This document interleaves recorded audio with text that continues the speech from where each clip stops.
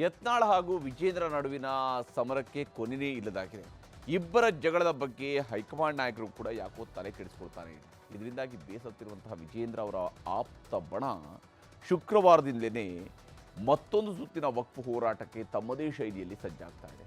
ದಾವಣಗೆರೆಯಲ್ಲಿ ಬೃಹತ್ ಸಮಾವೇಶಕ್ಕೂ ಕೂಡ ವೇದಿಕೆಯೊಂದನ್ನು ರೆಡಿ ಮಾಡಿಕೊಳ್ತಾ ಇದ್ದಾರೆ.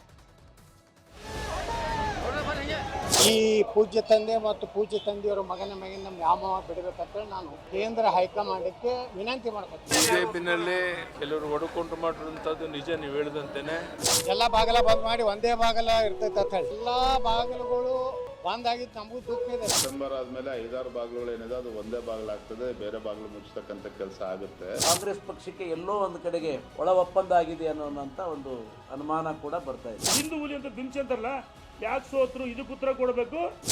ವೈಯಕ್ತಿಕ ಲಾಭ ಮಾಡ್ಕೊಂಡಿದ್ರೆ ರಾಜಕೀಯ ನಿವೃತ್ತಿ ಆಗ್ತೀನಿ.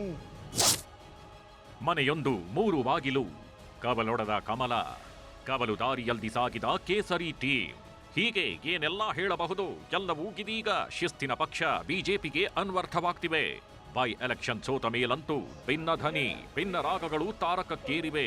ವಕ್ಫ್ ವಿಚಾರದಲ್ಲಿ ಕಾಂಗ್ರೆಸ್ ಸರ್ಕಾರದ ವಿರುದ್ಧ ಸಮರ ಸಾರಿರುವ ಬಿಜೆಪಿ 2 ಬಣಗಳಾಗಿ ಹೋರಾಟಕ್ಕಿಳಿದಿದೆ. ರಾಜ್ಯಾಧ್ಯಕ್ಷ ಬಿವೈ ವಿಜಯೇಂದ್ರ ಟೀಮಿಗಿಂತಲೂ ಹೆಚ್ಚಾಗಿ ರೆಬಲ್ ನಾಯಕ ಬಸನಗೌಡ ಪಾಟೀಲ್ ಯತ್ನಾಳ್ ಟೀಮ್ ಸದ್ದು ಮಾಡ್ತಿದೆ. ಉತ್ತರ ಕರ್ನಾಟಕ ಭಾಗದಲ್ಲಿ ಕಳೆದ 3 ದಿನಗಳಿಂದ ಯಾತ್ರೆ ಮಾಡ್ತಿದೆ.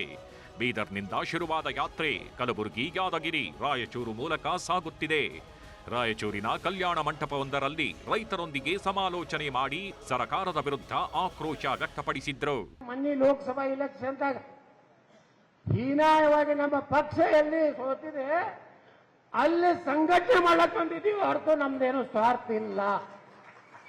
ಏನ್ ಸ್ವಾರ್ಥ ಐತ್ರಿ? ನಾ ಏನ್ ಇಲ್ಲಿ ಬಂದು ನಿಂತ್ಕೊಂಡಿದ್ದೀನಿ ರಾಯಚೂರ್ ಲೀಡರ್ ಮಾಡೋರು ಜನ ಅದ.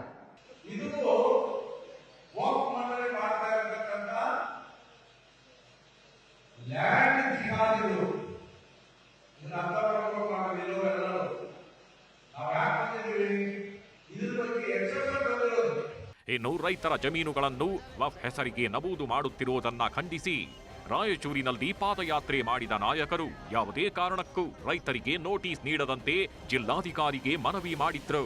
ರೈತರ ವಿರುದ್ಧದ ಕರ್ನಾಟಕ ರಾಜ್ಯ ವಕ್ಫ್ ಮಂಡಳಿಯನ್ನು ರದ್ದುಪಡಿಸಬೇಕು ಕೇಂದ್ರ ಸರ್ಕಾರಕ್ಕೆ ಮತ್ತೊಬ್ಬರಿಗೆ ಮನವಿ ಮಾಡಲು ಎಲ್ಲ ಮುಖಂಡರು, ಹಲವಾರು ಮುಖಂಡರು, ಕುಮಾರ್ ಬಂಗಾರಪುರ ಎಲ್ಲ ಸೇರಿಕೊಂಡು ಇವತ್ತು ಅವರ ಪರವಾಗಿ ನಾವು ಜಿಲ್ಲಾಧಿಕಾರಿ ಅವರಿಗೆ ನಮ್ಮ ಪತ್ರವನ್ನು ಮನವಿ ಪತ್ರ ಸಲ್ಲಿಸ್ತಾ ಇದ್ದೇವೆ.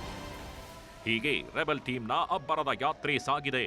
ಆದರೆ ಹೇಗಾದ್ರೂ ಮಾಡಿ ಈ ರೆಬಲ್ಗಳ ಯಾತ್ರೆಯನ್ನ ನಿಲ್ಲಿಸಬೇಕು ಎಂದು ಪ್ಲಾನ್ ಮಾಡುತ್ತಿರುವ ಬಿಜೆಪಿ ರಾಜ್ಯಾಧ್ಯಕ್ಷ ಬಿವೈ ವಿಜಯೇಂದ್ರ ಆಪ್ತರು ಇಂದು ಪ್ರತ್ಯೇಕ ಸಭೆ ಸೇರಿದ್ರು.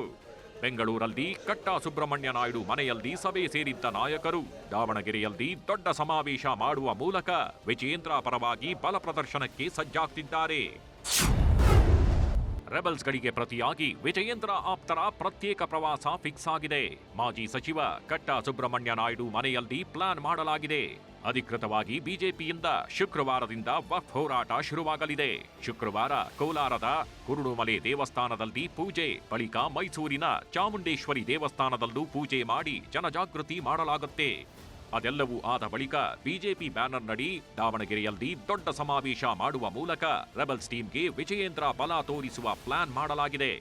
ಪಕ್ಷದ ಬಲವರ್ಧನೆಗೆ ದೇವಾನುದೇವತೆಗಳ ಆಶೀರ್ವಾದವನ್ನು ಪಡೆದು ಪಕ್ಷಕ್ಕೆ ಒಳ್ಳೆಯದಾಗಬೇಕು, ಸಂಘಟನೆಗೆ ಒಳ್ಳೆಯದಾಗಬೇಕು ಮತ್ತು ವಿಜಯೇಂದ್ರ ಅವರ ರಾಜ್ಯದ ಅಧ್ಯಕ್ಷರು ಅವ್ರ ಕೈ ಬಲಪಡಿಸಬೇಕು. ವಿಜಯೇಂದ್ರ ಬೈಯೋದು ಒಂದೇ, ಬಿಜೆಪಿಗೆ ಬೈಯೋದು ಒಂದೇ ಮತ್ತು ನಮ್ಮ ರಾಷ್ಟ್ರೀಯ ನಾಯಕರು ಬೈಯೋದಂದೆ.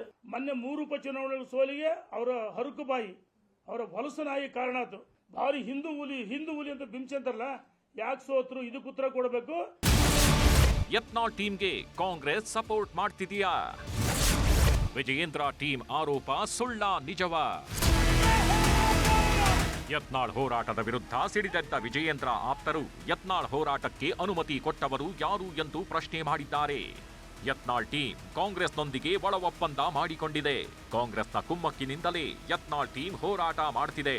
ಯತ್ನಾಳ್ ಟೀಮ್ಗೆ ಕಾಂಗ್ರೆಸ್ಗಿಂತಲೂ ಯಡಿಯೂರಪ್ಪ ಮತ್ತು ವಿಜಯೇಂದ್ರ ಟಾರ್ಗೆಟ್ ಎಂಬ ಆರೋಪ ಮಾಡಿದೆ. ವಿಜಯೇಂದ್ರ ಟೀಮ್ನ ಎಲ್ಲದಕ್ಕೂ ಟಕ್ಕರ್ ಕೊಟ್ಟಿದ್ದಾರೆ ಬಸನಗೌಡ ಪಾಟೀಲ್ ಯತ್ನಾಳ್. ಅವ್ರಿಗೆ ಪಕ್ಷದ ಬಗ್ಗೆ ಕಾಳಜಿಗಿಂತಲೂ ಅವರು ಕಾಂಗ್ರೆಸ್ಸಿಗೆ ಒಲವನ್ನು ತೋರಿಸಿ ಕಾಂಗ್ರೆಸ್ಸಿಗೆ ಮೆಚ್ಚುಗೆಯನ್ನು ವ್ಯಕ್ತಪಡಿಸಲಿಕ್ಕೆ ಪಕ್ಷದ ಅಧ್ಯಕ್ಷರನ್ನ ಇವತ್ತು ಹೊಣೆಗಾರನಾಗಿ ಮತ್ತು ಅವರ ವಿರುದ್ಧ ಟೀಕೆಗಳನ್ನು ಮಾಡುವಂಥ ಕೆಲಸ ಪ್ರಾರಂಭ ಮಾಡಿದ್ದಾರೆ. ಇವ್ರು ಯಾರದಲ್ಲ, ಇವರು ಪ್ರವಾಸ ಮಾಡೋದು ಬಿಜೆಪಿ ವಿರುದ್ಧ, ಸಿದ್ದರಾಮಯ್ಯನವರ ಮೋರ್ಚಾ. ನಾವು ರಾಜ್ಯ ಕಾಂಗ್ರೆಸ್ ಜೋಡ ಒಂದೇ ಒಂದು ಸಿದ್ದರಾಮಯ್ಯನವ್ರ ಬಲ್ಲಿ DK ಶಿವಕುಮಾರ್ ಬಲ್ಲಿ ಹೋಗಿ ಒಂದೇ ನನ್ನ ಪತ್ರದ ಮ್ಯಾಗ ಏನಾರ ನನ್ನ ವೈಯಕ್ತಿಕ ಲಾಭ ಮಾಡ್ಕೊಂಡಿದ್ರೆ ರಾಜಕೀಯ ನಿವೃತ್ತಿ ಆಗ್ತೀನಿ. ಪಕ್ಷದಲ್ಲಿ ಇಷ್ಟೆಲ್ಲ ಆಗ್ತಿದ್ರು ಹೈಕಮಾಂಡ್ ಮಾತ್ರ ಸೈಲೆಂಟ್ ಆಗಿರೋದ್ರ ಅರ್ಥವೇನು ಎನ್ನುವುದು ಬಿಜೆಪಿ ನಾಯಕರನ್ನು ಕಾಡುತ್ತಿರುವ ನಿಗೂಢ ಪ್ರಶ್ನೆಯಾಗಿಯೇ ಉಳಿದಿದೆ. Bureau report, news 18.